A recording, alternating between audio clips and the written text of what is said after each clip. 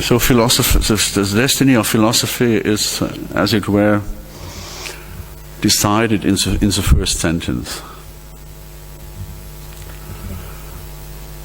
But what is the first sentence? Heidegger was one of the thinkers of the 20th century who gave a very strong answer to that question by simply saying that philosophy deals with being in the world.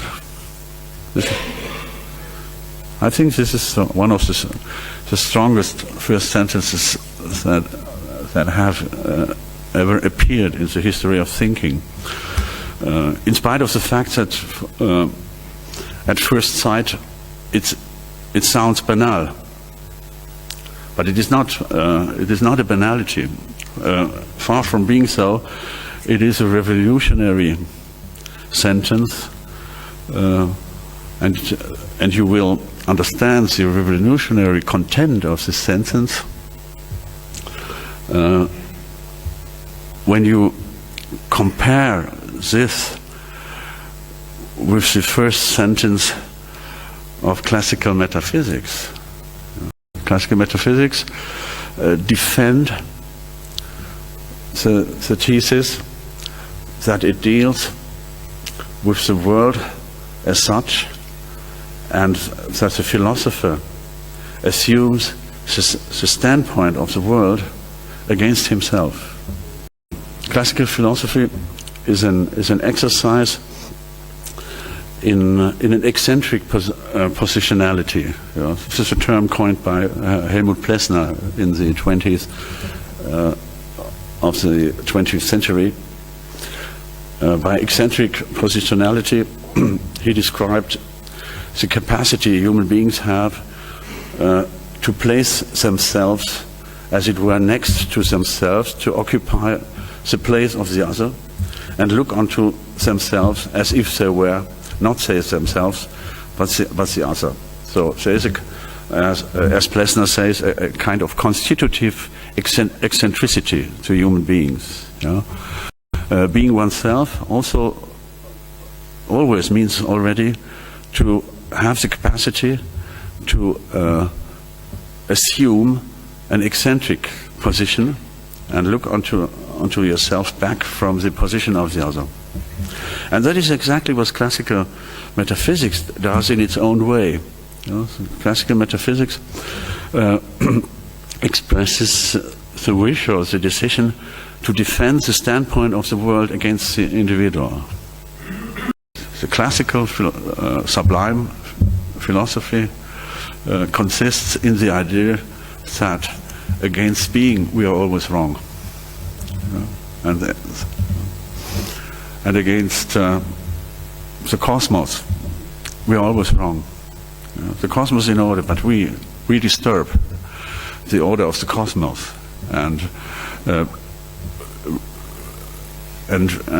re-establishing the order of the cosmos cannot be reached without a kind of sublime elimination of the source of disturbance, which is human subjectivity. As long as the human subject is there, the order of the cosmos cannot be maintained. And the elimination of subjectivity is, as it were, the basic passion of classical metaphysics. If you make this horizon clear, you understand the revolutionary power of the new first sentence of philosophy uttered by Martin Heidegger in the middle of the 20s of the last century, when he said philosophy deals with the being in the world. Because from that moment on, it is no longer a question to eliminate the subject, but instead of that to assume the full burden of subjectivity without having the possibility to take refuge into the sublime order of a metaphysical cosmology in which we could only appear as a disturbing factor. You have to accept the disturbance, as existence. But as a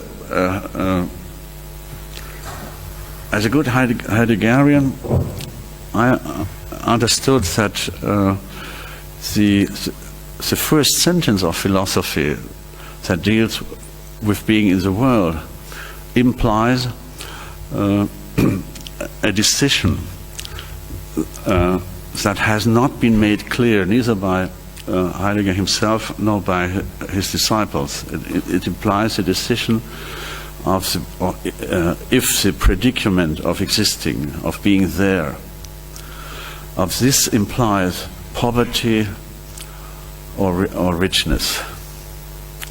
I think Heidegger and his disciples always left this question open. And most of them have taken, in my view, the wrong decision, because they all believe that being there, being in the world, is a situation of extreme impoverishment, is as it were the summit of poverty. For most of the Heideggerians, to be there means to be the poorest, the poorest human being existed in the world. There can nothing be so poor, so deprived of any privilege,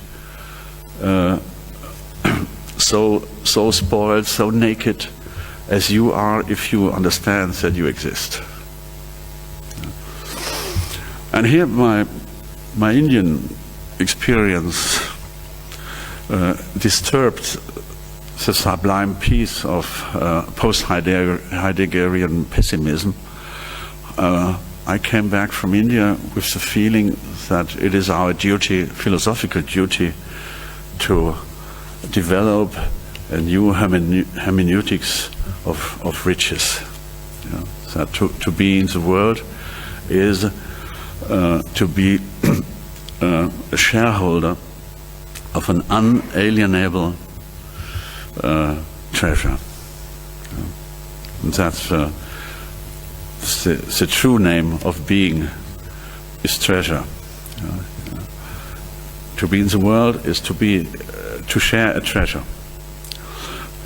That was it was a climatic opposition, but nevertheless the Indian way and the Western way converge on that basic assumption that it is not the being in the world that makes the essence of metaphysics, but metaphysics is the essay to take the standpoint of the world against yourself.